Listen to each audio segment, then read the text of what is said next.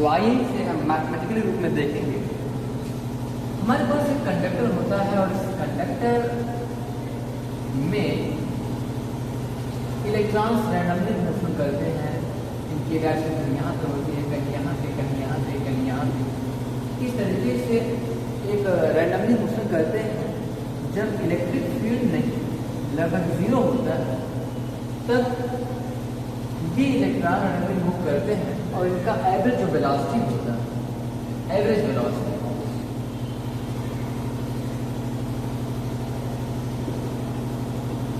अगर इसमें capital N number of electronic charge हैं तो 1/n and summation of I is equal to 1 to capital N Pi is equal to 0। इसका मतलब कि I बराबर 1 से लेकर कैपिटल N तक नंबर ऑफ इलेक्ट्रॉन्स की जो एवरेज वेलोसिटी होगी वो 0 होगी। ये इनके लिए हम मान सकते हैं कि इनिशियल वेलोसिटी भी है और इनकी इनिशियल वेलोसिटी क्या है, 0। लेकिन whenever this conductor is placed in an external field, in the field, electric field, the electric charge must experiences a force, and if a force exists in a space, किसी जगह पर जहाँ पर force लगे तो वहाँ पर एक्सीलरेशन होना तय है।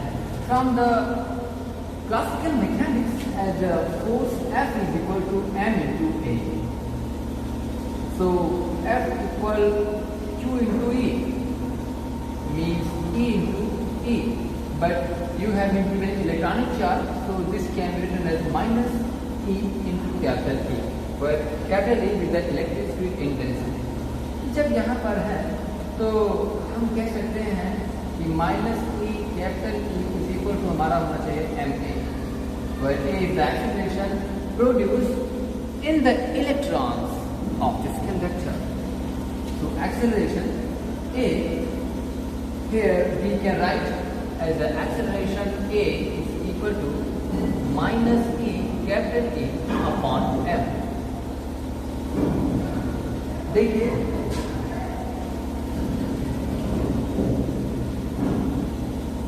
ये है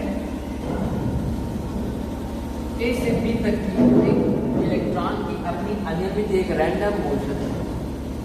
जब इलेक्ट्रिक फील्ड नहीं है, जब इलेक्ट्रिक फील्ड 0 किया गया है, लेकिन जब इलेक्ट्रिक फील्ड दे दिया जाता है इसी के टच होता हुआ और ये जो है थोड़ा सा डिस्प्लेस होकर के और नेक्स्ट पॉइंट पर पहुंचता है। इसका मतलब कहीं ना कहीं ये जो है थोड़ा सा ड्रिफ्ट हो जा रहा है, थोड़ा सा इसकी कॉन्फिगरेशन में चेंजिंग हो जा रही है, थोड़ा सा बढ़ जा रहा है। इसलिए हम इसकी फाइनल वेलोसिटी बोलेंगे भी, जो हमारे पास फाइनल वेलोसिटी होगी, ऐसे हम जानते हैं कि v इक्वल टू होता है u प्लस ए टी। यहाँ पर u क्या है, इन सभी का एवरेज वेलोसिटी है जब इलेक्ट्रिक फील्ड आपका 0 था, और जब आपका इस तरह था तो हम उन सभी इलेक्ट्रॉन्स की बात करें, सभी इलेक्ट्रॉन्स के लिए उसे हम कैपिटल V कहें, और ये हमारे पास जो U है वो वास्तव में average velocity of such electron, and this can be written as average velocity of this electron plus and A is minus E capital A upon m into T। ये हमारा ये इक्वेशन आया है। इसके फाइनल जो वेलोसिटी आ रही है electric field रखने के बाद वो minus E T by M. ध्यान देने वाली बात है कि जब इस कंडक्टर को फील्ड में रखा गया है तो ये चार्जेस एक्सेलरेट हुए हैं। इन चार्जेस में एक धक्का सा लगा है और इस कारण से हम इन्हें कहते हैं कि ड्रिफ्टेड हो गई है, हिंदी में अनुगमित हो गई है। होता यह है कि ये कंडक्टर के अंदर जो इलेक्ट्रॉन होते हैं ये हैवी फिक्स्ड न्यूक्लियस से टक्कर खाते रहते हैं और रैंडमली मोशन करते हैं। इनके बीच जो किसी टाइम इनका कोई fixed regular interval of time में ये कोलिजन नहीं करते हैं। इनका कोई फिक्स्ड टाइम नहीं होता है कि इतने घंटे के इंटरवल टाइम में ये इतना कोलिजन कर लिया, ऐसे कर लिया, वैसे कर लिया, नहीं। कभी कभी एक निश्चित एक एवरेज टाइम से ज़्यादा समय लगा लेते हैं और कभी कभी एक निश्चित जो आपका रेगुलर टाइम है उसे थोड़ा कम लगा लेते हैं। तो किन्हीं टू सक्सेसिव कोलिजन के बीच लिया गया समय, the time taken between two successive collision of these charges is known age relaxation time. तो हम रिलैक्सेशन टाइम कहते हैं, हिंदी में शांति काल कहते हैं। तो जब ये इलेक्ट्रॉन एक नए वेग से, नए वेलोसिटी से मूव करने लगते हैं, तो ऐसे वेलोसिटी को हम, क्योंकि यहाँ पर चीज़ें किसी के फोर्स में होकर के हो गई हैं, उन सभी इलेक्ट्रॉन के लिए जो I=1 से लेकर और कैपिटल N तक है, उन सभी इलेक्ट्रॉन की हम सीधे से बात करें तो उसे हम बोल देंगे ये क्या है, drift velocity dt minus E capital E by M into tau, where tau is the relaxation time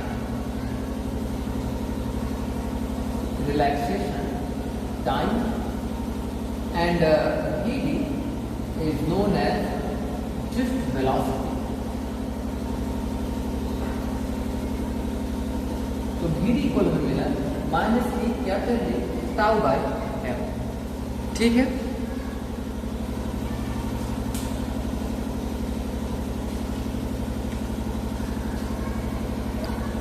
इसके बाद अब हम इस ड्रिफ्ट वेलोसिटी को करंट और इलेक्ट्रिक फील्ड के रूप में अगर देखना चाहें कि ड्रिफ्ट वेलोसिटी से जो इलेक्ट्रॉन मूव कर रहे हैं और इलेक्ट्रॉन मूव करने के नाते हम कहते हैं कि उसमें करंट बह रहा है, तो इलेक्ट्रिक करंट की परिभाषा के अनुसार जो इलेक्ट्रिक करंट की फ्लो होने की डायरेक्शन होती है उसके जस्ट अपोजिट डायरेक्शन में इलेक्ट्रॉन के चलने की दिशा होती है। इसलिए अगर हमारे पास ये एक कंडक्टर है और इलेक्ट्रॉन जो है आपके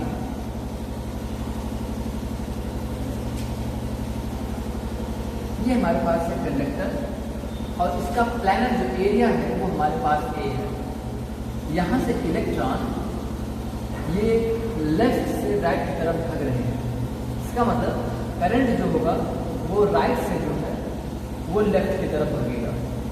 अगर इलेक्ट्रिक फील्ड की डायरेक्शन ये हमारे पास है, क्योंकि इलेक्ट्रिक फील्ड डायरेक्शन में जो पॉजिटिव से नेगेटिव होगी और जो करंट के मूव करने की भी डायरेक्शन होगी और इलेक्ट्रॉनिक चार्ज इसको कैंसिल करने के लिए भागता है, एक दूसरे को न्यूट्रलाइज करने के लिए ही चलते हैं।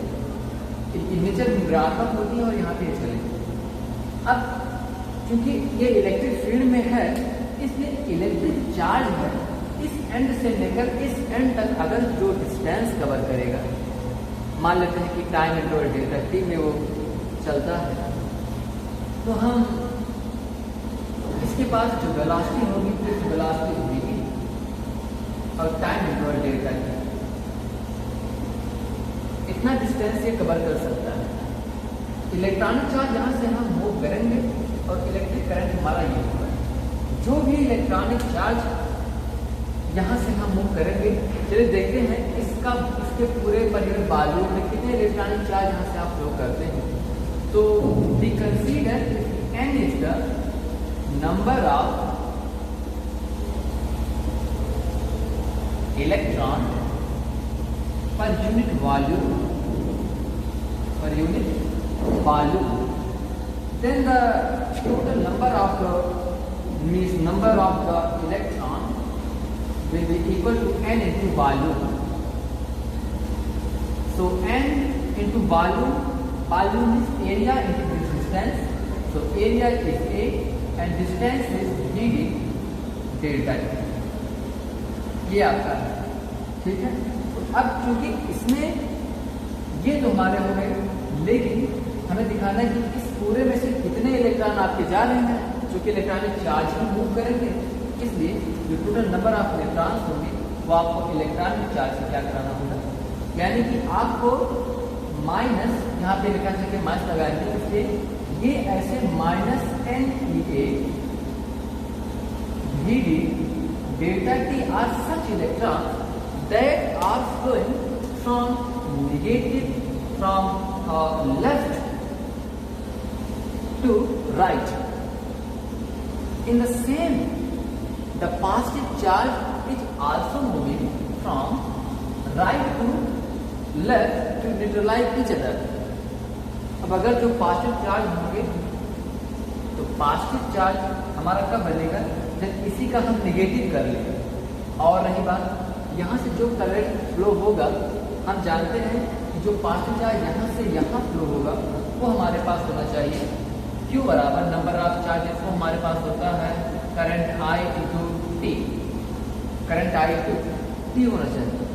तो जो करंट I इंटू टी होगा वो वास्तव में निगेटिव चार्ज के जस्ट अपोजिट में चल रहा है, इसलिए ये जो चार्ज इलेक्ट्रॉनिक चार्ज है इसी का हम क्या करेंगे, एक बार निगेटिव करेंगे। So negative of negative minus ई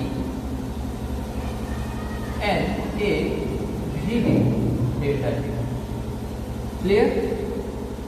यहाँ पर भी हम डेल्टा टी लिख सकते हैं, तो डेल्टा टी लिख दे रहे हैं, कोई बात नहीं, उसके टाइम इंटरवल में इतना मूव कर रहे हैं। तो यहाँ पे हमें current I into T is equal to E N A V D delta T, ठीक है, वी डी डेल्टा टी। तो delta T cancel, current I is equal to मिला N E A V D, यानी current के term में, और हमें जो है ड्रिफ्ट वेलोसिटी वी डी या फिर इसका रेसिप्रोकल को कुछ भी करा सकते हैं। तो हमें करंट और वी डी के में जो है एक रिलेशन मिला है और ये बहुत इंपॉर्टेंट रिजल्ट है, ठीक है। अच्छा, करंट आई बाई ए को हम कह सकते हैं जे, और ये करंट डेंसिटी है, करंट डेंसिटी जे इक्वल जो हमारा होगा वो हमारे पास आएगा एन ई वी डी। जो करंट डेंसिटी होगा वो क्या होगा, एन ई वी डी, ठीक है।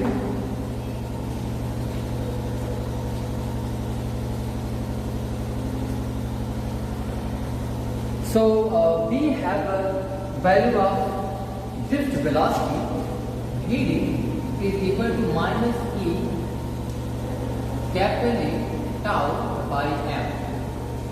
So in magnitude we can write as Vd is equal to mod of minus e capital A by m into tau, means e capital A by m into tau. So putting this value in this equation, we can get that the current density J is equal to NE E square capital A tau by m. Clear? ये हमारे पास था, इसकी value हम जैसे रख पाएंगे। यहाँ हम कह सकते हैं कि N E square tau by m into E के। तो इसके पहले वाले लेक्चर में जो current density J equal sigma into E मिला था, current density J equal sigma into E, जहाँ पर सिग्मा क्या था, इलेक्ट्रिकल कंडक्टिविटी था। सिग्मा इंटू ई को हम इससे कंपेरिजन करवाएंगे तो हमें J इक्वल मिल सकता है N E square tau by M. जो सिग्मा इक्वल मिलेगा उसको सिग्मा इक्वल कहेंगे, sigma equal n square tau by m. This is the conductivity.